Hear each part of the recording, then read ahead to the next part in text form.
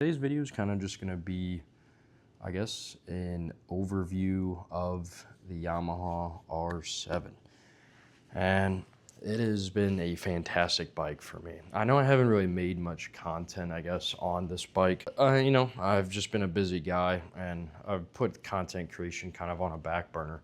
But now that I'm in my own place again, I've actually really been missing like content creation, and I've actually been looking for a DJI mic so I can go record like a good quality video. I actually just uploaded like just a little Mod Podge of fucking footage from when I went to the big St. Charles Motorsports like season opener meet. But today I really just want to talk about like the R7, and I've had a lot of comments, especially on that first R7 video I made. The only other things I've done since that video is I put a TST turn signal kit on the front. I think it was like 70 bucks. I didn't get the running DRLs because I don't really think DRLs, they're iffy on bikes in my opinion, on the sides especially. I just didn't really want that. So I ended up just going with the tinted turn signals. They're extremely bright, by the way. Like, they're full LEDs, they're bright. It's definitely recommend if you have an R7, definitely get rid of those fucking alien blinkers, bro. They look terrible. So I got rid of those. And then what else did I do? The tail tidy kit. I ended up getting rid of the Yoshi tail tidy because it wasn't really a tail tidy. It was just like a fender eliminator, but it wasn't that great. These fucking alien looking blinkers in the back, they just look like shit, bro. They do not look good. So I ended up getting rid of that. I just went with a tail tidy kit from New Rage Cycles, and I think it was like $109. I wanted to get, I think it was JL Designs or VL Designs. It's one of those two. I forgot the name of it. But they had a really cool, like, built-in blinker. It's like an integrated blinker with a tail light, and it looked cool. But they were out of stock with their fender eliminator kit, and I was like, I'm just gonna go with the cheaper option for now, because I don't know if I plan on keeping the R7 or not. I eventually want to upgrade to like a 600. But yeah. But there's a few things I will say about this R7, man. It is, honestly, it's a fantastic, I'd say beginner to beginner plus type of bike. It's not a full super sport, even though insurance claims it is, which is fucking stupid, by the way. But it's not. It's not a super sport. I think Yamaha even claims it as a super sport. I just think that's weird because it's not a true super sport. Is inline four. That's my opinion. But yeah, so it is a fantastic beginner to beginner plus bike. I think if you're somebody that doesn't really have a lot of self-control, I don't think starting on a 600 is really smart.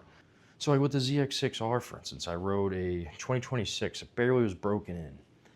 And it was a badass bike. I think that's really the next bike I want to get is a Kawasaki. Preferably like a 2022 ZX6R, like that era. They make you want to go fast because they rev out fucking 15, 16 grand, you know what I mean? They rev out so high to where you want to rev it out to have fun, Then you get on like a 1000, which I've ridden a few. I've ridden, I think it was like a 2016 R1, fully mod. It was like 180 horsepower to the wheel from the tune, and it was an animal. That thing was fucking frightening, dude. It was a blast. I had fun. But holy fuck. The torque on that thing is no joke. But compared to 1000s, they're not as street. I don't think 1000s are very streetable. Just my opinion. Not saying you can't street, ride it on the street, but it's just a lot of bike, 1000s, they're their own fucking category, if I'm being honest. But comparing like the R7 to a 636 or even like a 400, right? Ninja 400. The problem with the 400 class and 500 class, in my opinion, is just if you've ridden anything like dirt, even ATVs, like if you've ridden anything with a clutch or driven manual cars, you know how to shift. I mean, it's a little bit different than cars, but same concept, really. I think you will get bored of a 400 to 500 cc bike. And people say, like, you're not, it's the rider then if you're getting bored, this, that, and the other, which I can agree to an extent. I think it depends on the kind of riding you want to do. Like for me, with the way that I ride, and I do, honestly, I mostly commute on my bike. I don't really like going to big groups. I've only been on like 2 or 3 group rides ever, it's just not really my thing, you know. I like going to bike meets, but I've only been to one, honestly, like one huge one is the one that I posted like some footage for.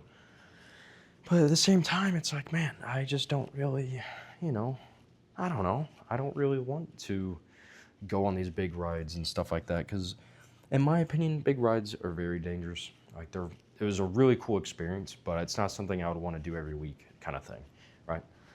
Not the point. But I was saying is I commute mainly on this R7, right? And the problem with that is if I get a fucking 400, I'm not going to be able to really pass semis the way that I want to, you know? I've actually had a few instances where like having a little bit more horsepower compared to a 400, for instance, actually like kind of saved me. Like I got out of a tight situation or I needed to accelerate pretty quickly because that's the problem on, you know, 300 cc's even. When you're on the highway commuting, and the highways around here are fucking 80 plus miles an hour, people don't care. Because I'm kind of not in the country, but more south I go, the more country it gets. I will say the big downside to an R7, for one, if you want power, it's not a power bike. It's just, that's not what it is.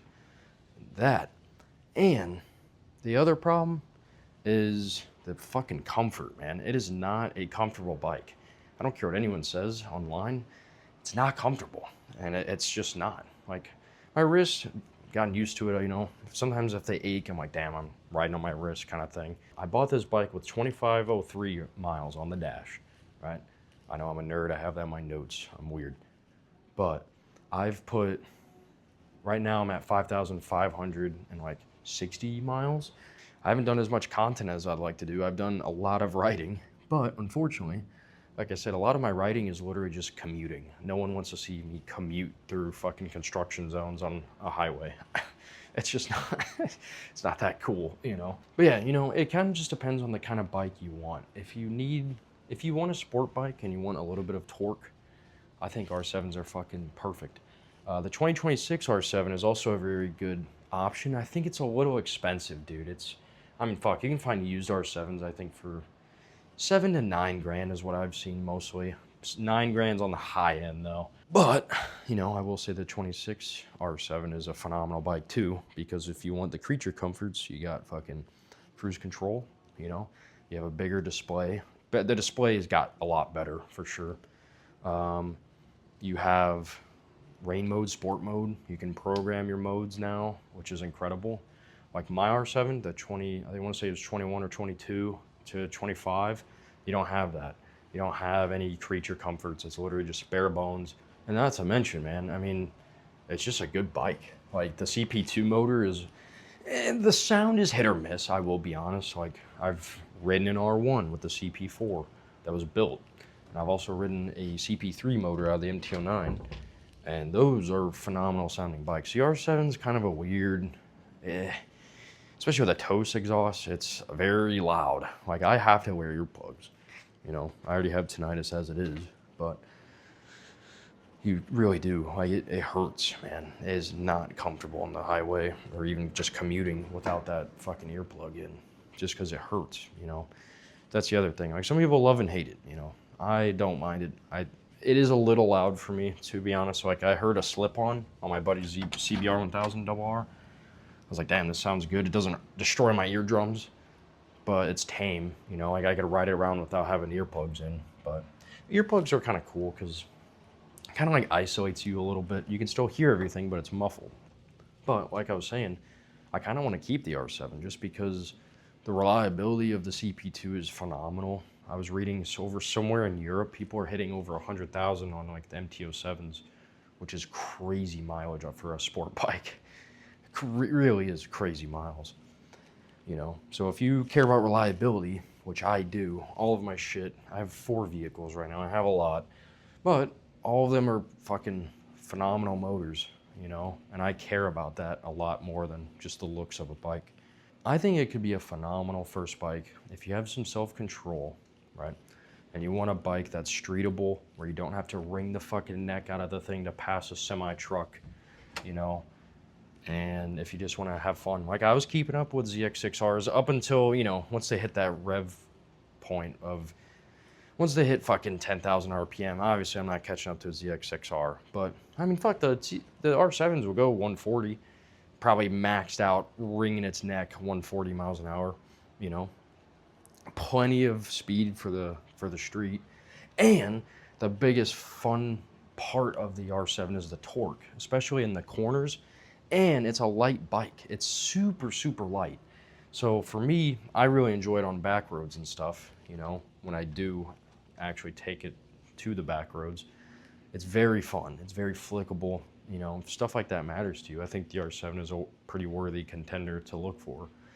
Now, there's some other bikes you could look at in this class. I'd say CBR 650R, even though it is an inline 4, I'd still say it's in the class, in the realm of an R7. And it has like the E-clutch. It's kind of odd bike, but I'd still say it's similar to an R7.